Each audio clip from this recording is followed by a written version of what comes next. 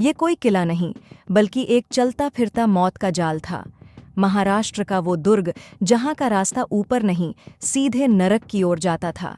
यहाँ की अंधारी सुरंग में बिना एक भी तलवार चलाए हजारों सैनिक खत्म हो जाते थे। क्या आप इस किले के खूनी भूल भुलैया का राज जानते हैं? मतलब बिना आमने सामने लड़े ही दुश्मन का नामो निशान मिट जाता था। सबसे खतरनाक और अजय दुर्ग के पीछे के विज्ञान को समझना है, जिसे आज दौलताबाद किले के नाम से जाना जाता है। उसका असली नाम देवगिरी था। इसे 12वीं शताब्दी में यादव वंश ने बनवाया था और ये वास्तुकला और सुरक्षा का ऐसा अद्भुत नमूना था कि आगे चलकर दिल्ली सल्तनत का शासक मोहम्मद बिन तुगलक इसे पूरी तरह मंत्रमुग्ध हो गया था। और ये सम्मोहन कोई छोटा मोटा नहीं था। मतलब तुगलक ने अपनी राजधानी ही दिल्ली से हटाकर यहाँ यानी देवगिरी शिफ्ट करने का फैसला कर लिया था कि उस जमाने में दिल्ली पर मंगोलों के लगातार हमले हो रहे थे, तो तुगलक को एक ऐसा सुरक्षित ठिकाना चाहिए था जहां दुश्मन पहुंच ही ना सके। और यही वो बिंदु है जहां इस किले की वास्तुकला का जादू समझ में आता है। तुगलक का ये मानना था कि दौलताबाद का किला सच में अजेय है। हाँ, क्योंकि वहां तक पहुंचना ही अपने आप में एक लगभग असंभव कार्य था। ये कोई साधारण ईंट पत्थर की इमारत नहीं थी। मतलब इसे इस तरह से डिजाइन किया गया था कि ये दुश्मन की हर चाल को नाकाम कर दे। अगर इसे आज के संदर्भ में समझा जाए तो ये किला किसी बहुत ही मुश्किल वीडियो गेम की तरह डिजाइन किया गया था। देखिए, जैसे गेम में अलग अलग लेवल्स होते हैं ना, और आखिरी बॉस तक पहुंचने से पहले ही खिलाड़ी की सारी एनर्जी या हेल्थ बार खत्म हो जाती है। दौलताबाद किले का पूरा नक्शा बिल्कुल वैसा ही था। इसके सुरक्षा घेरों को मुख्य रूप से 3 हिस्सों में बांटा गया था: अंबरकोट, महाकोट और कालाकोट। हाँ, तो जो अंबरकोट था वो सबसे बाहरी रक्षा पंक्ति थी, जिसके बाद महाकोट आता था। और ये ना सिर्फ साधारण दीवारें नहीं थी, बल्कि मीलों तक फैले हुए थकावट के चक्कर थे। लोहे के कवच के साथ महाराष्ट्र की भीषण गर्मी में इन भूल भुलैया जैसे रास्तों से गुजरती होगी, बाप रे, उसका क्या हाल होता होगा। मतलब युद्ध शुरू होने से पहले ही दुश्मन को शारीरिक और मानसिक रूप से तोड़ देना। एकदम सही। जब तक सैनिक लड़ते लड़ते दूसरे घेरे यानी महाकोट के गुजर कर तीसरे घेरे कालाकोट तक पहुंचेंगे, उनकी आधी जान तो सूरज की गर्मी, भारी वजन और लगातार पैदल चलने से ही निकल चुकी होगी। हाँ, ये सीधे तौर पर इंसान के स्टैमिना के खिलाफ रची गई एक चाल थी। ये सिर्फ सैन्य लड़ाई नहीं थी, ये इंसान की शारीरिक सीमाओं की परीक्षा थी। भारी हथियारों के साथ इन टेढ़े मेढ़े घेरों को पार करना तो किसी भी सेना के मनोबल को कुचल देता होगा। बिल्कुल। और जो लोग किसी चमत्कार से महाकोट को पार कर भी लेते, उनके सामने एक ऐसी चुनौती खड़ी होती थी जो किसी भी इंसान को वापस लौटने पे मजबूर कर दे। जब कोई सेना इन थका देने वाले भूल भुलैया वाले रास्तों में फंस रही है, तो उनके कमांडर्स ने ये क्यों नहीं सोचा कि इन रास्तों को छोड़कर सीधे मुख्य किले की दीवारों पर सीढ़ियां लगाकर चढ़ जाया जाए, जैसे आमतौर पर किलों पर हमला किया जाता था। हाँ बिल्कुल। लेकिन दौलताबाद के इंजीनियरों ने ना इस संभावना को पहले ही खत्म कर दिया था। वो कैसे? देखिए, दीवार पर चढ़ने का विकल्प तो तब काम आएगा ना जब कोई दीवार इंसानों ने बनाई हो।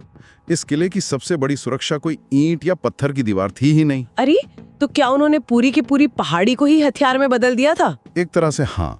किले के बीचों बीच एक विशाल 200 मीटर ऊंची प्राकृतिक पहाड़ी है। 200 मीटर? जी।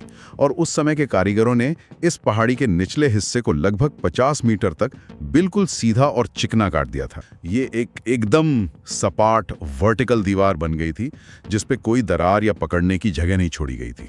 कोई ग्रिप ही नहीं थी। एकदम सही। और इस खौफनाक प्राकृतिक दीवार की कहानी यही खत्म नहीं होती। अभी और भी कुछ था। अरे बहुत कुछ। अगर कोई सैनिक किसी तरह इस चिकनी दीवार के नीचे पहुंच भी जाता, तो उसका स्वागत ठोस जमीन नहीं करती थी। अच्छा, तो क्या था वहाँ? उस 50 मीटर की वर्टिकल दीवार के ठीक नीचे चट्टानों को गहराई तक काटकर एक विशाल खाई बनाई गई थी। और ऐतिहासिक दस्तावेज बताते हैं कि इस गहरी खाई के पानी में खतरनाक मगरमच्छ पाले जाते थे। ये तो सच में दिमाग चकरा देने वाला है। एक सैनिक के नजरिए से सोचें तो एक तरफ 50 मीटर की ऐसी चिकनी दीवार जिस पर चढ़ना नामुमकिन है, और नीचे गिरने पर मगरमच्छों का शिकार बनने का पूरा इंतजाम। यहाँ जो सबसे अहम बात समझने वाली है वो है इसका मनोवैज्ञानिक प्रभाव। Psychological warfare? बिल्कुल। ये सिर्फ एक भौतिक बाधा नहीं थी। जब दुश्मन की सेना मीलों दूर से इस अजय पहाड़ी को देखती होगी और पास आने पर उस भयानक खाई और उसमें तैरते मगरमच्छों को देखती होगी, तो लड़ने से पहले ही उनका हौसला टूट जाता होगा। हाँ, डर और मौत का खौफ उनके दिमाग पर हावी हो जाता होगा। और ये भी सुना है कि उस खाई को पार करने का केवल एक ही रास्ता था, एक बेहद संकरा पुल। हाँ, वो भी कोई ऐसा वैसा पुल नहीं था। ये पता चला है कि अगर किले के रक्षकों को किसी भी बाहरी खतरे का जरा सा भी आभास होता था तो वो पुल तुरंत वहां से हटा लिया जाता था। मतलब वो कोई स्थायी पुल था ही नहीं? बिल्कुल नहीं। उसे इसी तरह बनाया गया था कि खतरे के समय उसे खींचकर अलग किया जा सके। मान लीजिए कि कोई बहुत ही निडर और विशाल सेना है, और उन्होंने किसी भी चमत्कारी तरीके से उस खाई को पार कर लिया। चमत्कार ही कहना होगा उसे। हाँ, और पुल की जगह अपना कोई अस्थायी रास्ता भी बना लिया। अब जब वे मुख्य दरवाजे के सामने खड़े हैं तो उन्हें किस चीज का सामना करना पड़ता था? खाई पार करने के बाद ना दुश्मन का सामना विशालकाय और भीमकाय दरवाजों से होता था, और ये कोई साधारण लकड़ी के दरवाजे नहीं थे जिन्हें आसानी से तोड़ा जा सके।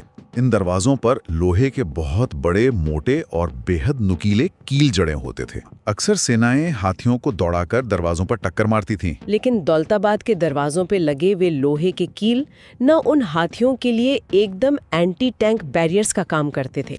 अगर कोई महावत अपने हाथी को पूरी ताकत से उस दरवाजे पर टक्कर मारने के लिए मजबूर करता तो वे नुकीले कील सीधे हाथी के माथे में गहराई तक घुस जाते। और जब एक पैनिक में आया हाथी पीछे मुड़कर भागता है तो वो सबसे पहले क्या करता है? अपनी ही सेना के सैनिकों को कुचलता है। मतलब किले के रक्षकों को कुछ करने की जरूरत ही नहीं, हमलावर सेना के अपने ही हथियार उनके खिलाफ इस्तेमाल हो रहे थे। यही तो इस वास्तुकला की खासियत थी, दुश्मन की ताकत को ही उसकी सबसे बड़ी कमजोरी में बदल देना। लेकिन अगर हम ये मान लें कि दुश्मन ने किसी भी कीमत पर भारी नुकसान सहकर या किसी अन्य तकनीक का इस्तेमाल करके उस विशाल दरवाजे को भी तोड़ दिया, सेना अंदर घुसने में कामयाब हो गई, तो क्या दरवाजा टूटने का मतलब ये था कि किला हार गया? और यहीं पर दौलताबाद किले के इंजीनियरों की असली प्रतिभा सामने आती है। हमलावरों को लगता था कि दरवाजा टूट गया मतलब वे जीत गए, लेकिन हकीकत में दरवाजा टूटना सबसे खौफनाक मौत के जाल में कदम रखने की शुरुआत थी। रोंगटे खड़े हो रहे हैं ये सुनकर। तो दरवाजे के पार था क्या? दरवाजे के पार कोई खुला मैदान या महल नहीं था, बल्कि वो किले का सबसे खतरनाक और कुख्यात हिस्सा था, जिसे अंधेरी कहा जाता था। अंधेरी? इसके नाम से ही एक सिरन पैदा होती है, सूरज की रोशनी से अचानक एक गुप्त अंधेरी जगह में प्रवेश करना। हाँ, ये महज एक सुरंग नहीं थी, बल्कि एक बहुत ही गहरी सोच के साथ डिजाइन किया गया डेथ ट्रैप यानी मौत का जाल था। जब दुश्मन सैनिक उस दरवाजे को तोड़कर जीत के भारी उत्साह में दौड़ते हुए अंदर घुसते तो वे सीधे इस घुमावदार और पूरी तरह से अंधेरी सुरंग में पहुंच जाते होंगे। बिल्कुल, और दिन के उजाले से अचानक उस खुप अंधेरे में जाने पर इंसान की आंखों को कुछ भी दिखाई नहीं देता। और मैंने सुना है कि इस सुरंग के अंदर बहुत सारे नकली रास्ते भी बनाए गए थे। जी हाँ, जो इंसान के दिमाग को पूरी तरह से भ्रमित करने के लिए काफी थे। अंधेरे में दिशा का ज्ञान वैसे ही खत्म हो जाता है। हाँ, वो तो है। दुश्मन को लगता था कि वो मुख्य रास्ते पे आगे बढ़ रहा है, लेकिन असल में वे नकली रास्ते या तो किसी बंद दीवार पर जाकर खत्म होते थे या फिर सीधे मौत की तरफ ले जाते थे। और इस अंधेरे की बनावट का एक और बहुत ही दिलचस्प लेकिन घातक पहलू था, वहाँ की सीढ़ियाँ। ओहो, वो सीढ़ियाँ तो मास्टरपीस थी। हाँ, ये पता चला है कि सुरंग के अंदर की सीढ़ियाँ जानबूझकर असमान बनाई गई थी। मतलब कोई सीढ़ी बहुत छोटी तो कोई अचानक बहुत ऊंची और गहरी। ये महज वास्तुकला की कोई गलती नहीं थी ना? बिल्कुल नहीं, इसके पीछे गहरा विज्ञान था। इसे ऐसे भी देख सकते हैं कि हम इंसानों का शरीर एक काइनेटिक रिदम पर काम करता है।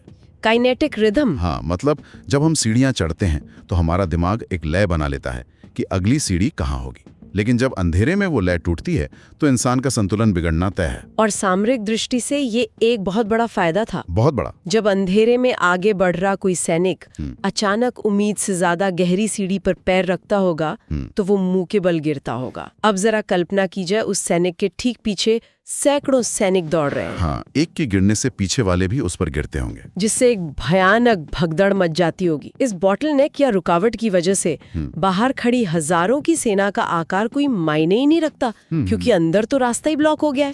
एकदम सही। और बात यहीं खत्म नहीं होती। उन अंधेरे रास्तों में कुछ ऐसे अचानक आने वाले मोड़ भी थे जहां कोई दीवार या जमीन नहीं थी। तो क्या था? वो सीधे एक बहुत गहरी खाई में ले जाकर गिरा देते थे। हे भगवान। मतलब जो सैनिक उस भगदड़ से बच भी जाते, वो टटोलते हुए आगे बढ़ते और सीधे खाई में समा जाते। ये तो एक अंधी दुस्वप्न जैसा लगता है, लेकिन इस पूरी अंधेरी सुरंग का सबसे खौफनाक हिस्सा अभी बाकी है। हाँ, जो सैनिक उन नकली रास्तों, असमान सीढ़ियों और अचानक आने वाली खाइयों से भी बच जाते थे, उनके लिए सुरंग की छत पर एक आखिरी मौत का इंतजाम था। सुरंग की छत पर वहाँ क्या था? सुरंग की छत में लोहे की बड़ी बड़ी जालियां बनी हुई थीं। अच्छा। जब हमलावर सेना सुरंग के अंदर बुरी तरह फंसी होती थी और आगे बढ़ने या पीछे हटने का रास्ता बंद हो जाता था, तब किले के रक्षक ऊपर से उन जालियों पर भीषण आग जला देते थे। आग? और जब एक बंद सुरंग के ऊपर आग जलाई जाती है तो भौतिक विज्ञान का एक नियम काम करने लगता है, चिमनी इफेक्ट। बिल्कुल सही पकड़ा आपने। आग को जलने के लिए ऑक्सीजन चाहिए होती है और वो सुरंग से हवा खींचती है, जिसके साथ ही सारा भयानक धुआं और झुलसा देने वाली गर्मी बाहर निकलने के बजाय सीधे सुरंग के अंदर फैलने लगती थी। और परिणाम ये होता था कि पूरी की पूरी घुमावदार सुरंग घने जहरीले धुएं और भट्टी जैसी गर्मी से भर जाती थी। नीचे फंसे दुश्मनों के पास कोई रास्ता ही नहीं बचता होगा। कोई रास्ता नहीं।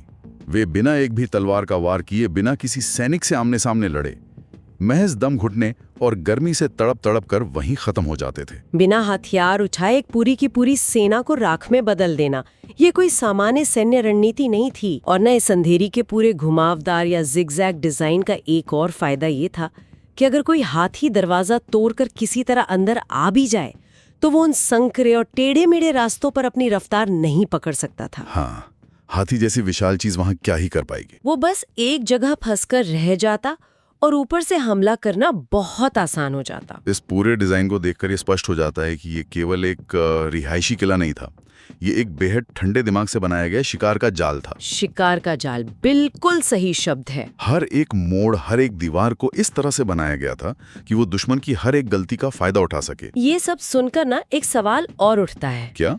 अगर कोई सेनाध्यक्ष इतना समझदार हो कि वो इस बात को भांप ले कि किले पर सीधा हमला करना तो आत्महत्या के बराबर है। हाँ, जाहिर है कोई तो समझदार होगा। तो क्या वो एक दूसरी पुरानी रणनीति का इस्तेमाल नहीं कर सकता था, जिसे घेराबंदी या सीज कहते हैं?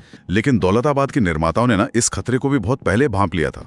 एक ठोस चट्टान वाली पहाड़ी पर होने के बावजूद उन्होंने जल प्रबंधन और अनाज भंडारण की ऐसी व्यवस्था की थी जो वर्षा जल संचयन यानी रेन वाटर हार्वेस्टिंग। उन्होंने पहाड़ी को काटकर विशाल और गहरे कुंड बनाए थे।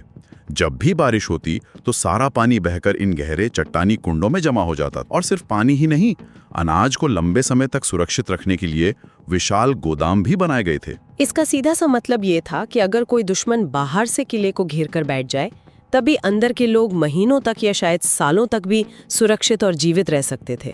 ये जानकर बिल्कुल भी अचरज नहीं होता कि इतने बड़े और महत्वपूर्ण किले को कभी भी सीधे युद्ध या ब्रूट फोर्स के जरिए नहीं जीता जा सका। इतिहास के पन्नों में ये साफ दर्ज है कि जब भी इस किले की सत्ता बदली तो वो कभी भी सामने से किए गए हमले या तलवारों की धार से नहीं हुआ। किले का पतन हमेशा या तो किसी गहरे धोखे से हुआ या फिर बरसों तक चली ऐसी भयंकर घेराबंदी से जहां सालों बाद आखिर में अनाज का एक दाना नहीं बचा। मतलब ताकत का कोई भी प्रदर्शन इस किले की इंजीनियरिंग के सामने हमेशा बौना ही साबित हुआ। दौलताबाद किले की पूरी कहानी हमें युद्ध और रक्षा के बारे में एक नई दृष्टि देती है। ये सिखाती है कि युद्ध न हथियारों की संख्या या सेना के आकार से नहीं बल्कि रणनीति से जीते जाते हैं। इस वास्तुकला ने दुश्मन की ताकत, जैसे उनके भारी हाथी, उनकी बड़ी सेना की संख्या, को ही उनकी कमजोरी बना दिया। असमान सीढ़ियों से लेकर मगरमच्छों की खाई और अंधेरी के धुएं तक, हर चीज इंसान के मनोविज्ञान और उसकी प्राकृतिक कमजोरियों पर प्रहार करने के लिए ही तो बनाई गई थी। और यही वो रणनीतिक चालाकी है जो दौलताबाद को भारत के सबसे खतरनाक और अजेय किलों में से एक बनाती है। बिल्कुल, ये महज पत्थरों से बना एक ढांचा नहीं बल्कि दिमाग से लड़ी गई एक निरंतर जंग का प्रतीक है। एक ऐसा मास्टरपीस जिसे बनाने वालों की दूरदृष्टि आज भी अध्ययन का एक बेहतरीन विषय है।